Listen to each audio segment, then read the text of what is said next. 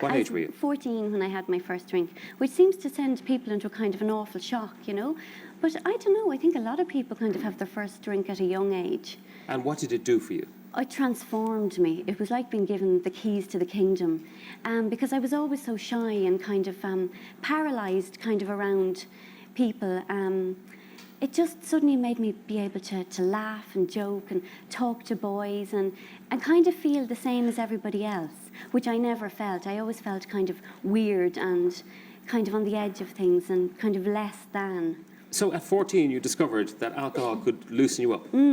And how much did you drink, and where did you get the money to drink? And oh, in the beginning I didn't drink very much, you know, because I was like subsisting on my pocket money.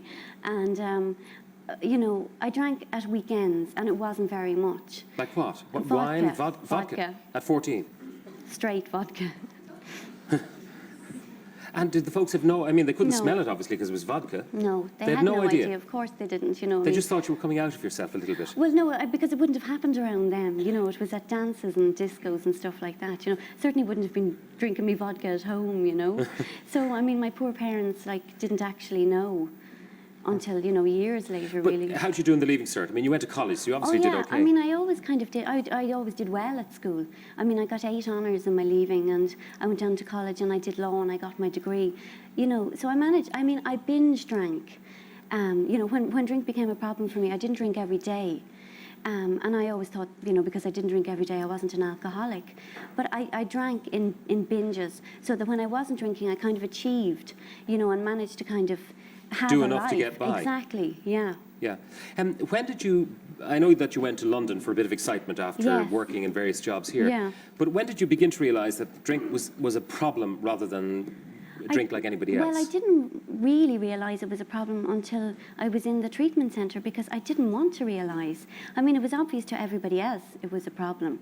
But, you know, denial is such an inbuilt part of alcoholism that, you know, I was drinking alcoholically for years and hiding it from myself. What was your particular poison? What were you drinking? In the end, and people find this hard to believe, it was actually wine. You know, people say, oh, you can't be an alcoholic unless you're drinking 2 bottles of brandy a day and you're living in the gutter.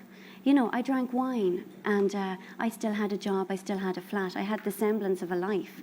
But nevertheless, I was still an alcoholic. At one point, one of your flatmates confided to you that she didn't bring her boyfriend to your flat. Why?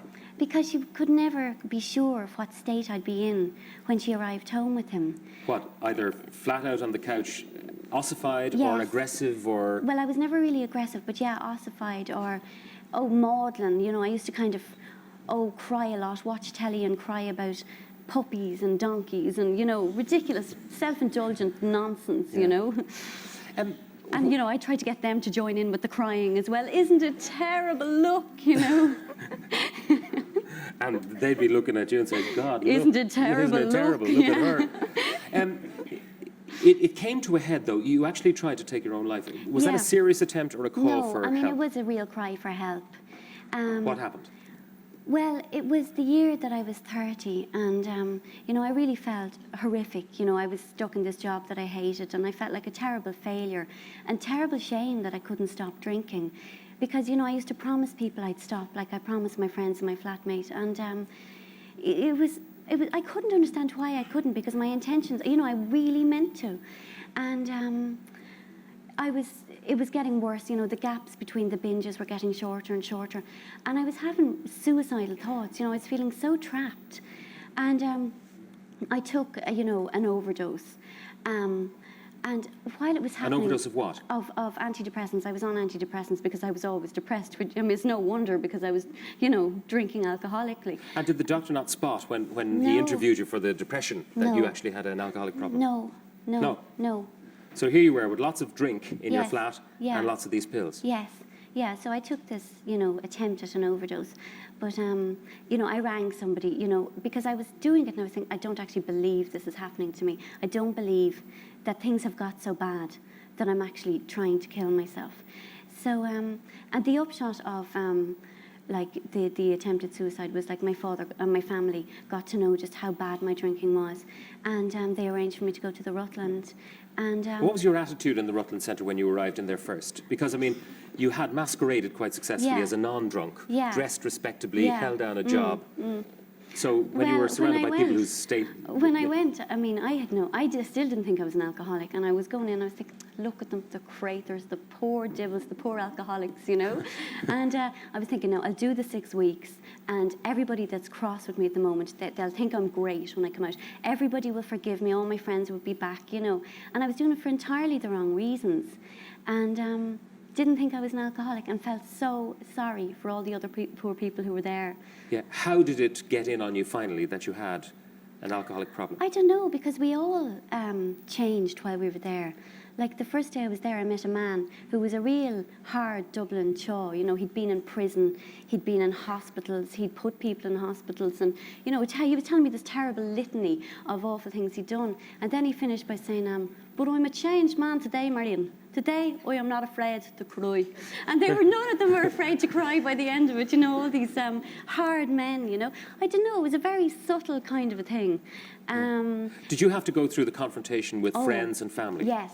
Yeah, I mean, that's kind of the integral, that's the pivotal thing, really, Yeah. I think, in the Rutland. And they were telling you things... Yes, that I did not want to hear. It was horrible. It was absolutely horrible. And, you know, I was so angry at being told what I was like when I was drunk, you know, how selfish I was, you know, how self-centred I was, and, you know, self-indulgent and maudlin and the whole thing. And it took me a while, you know, to actually... You know, it's easier to feel angry than to feel ashamed. So it took a while for the anger to go away and for the shame to actually kick in, and for me to realise, you know, the detrimental effect I'd had on so many people. Did you have any friends left when you came out?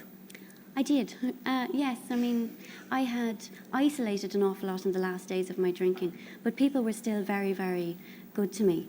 You know, my flatmate in particular was wonderful.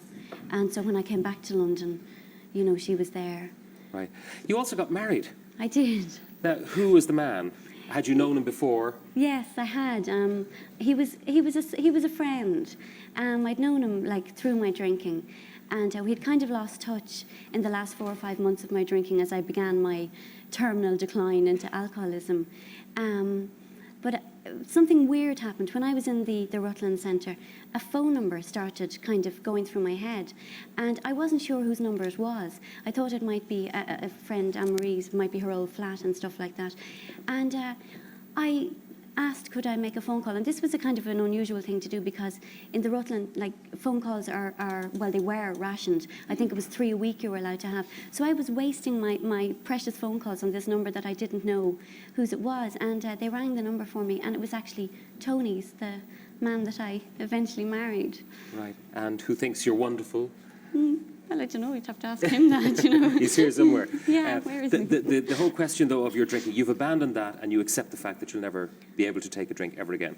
One day at a time. And you don't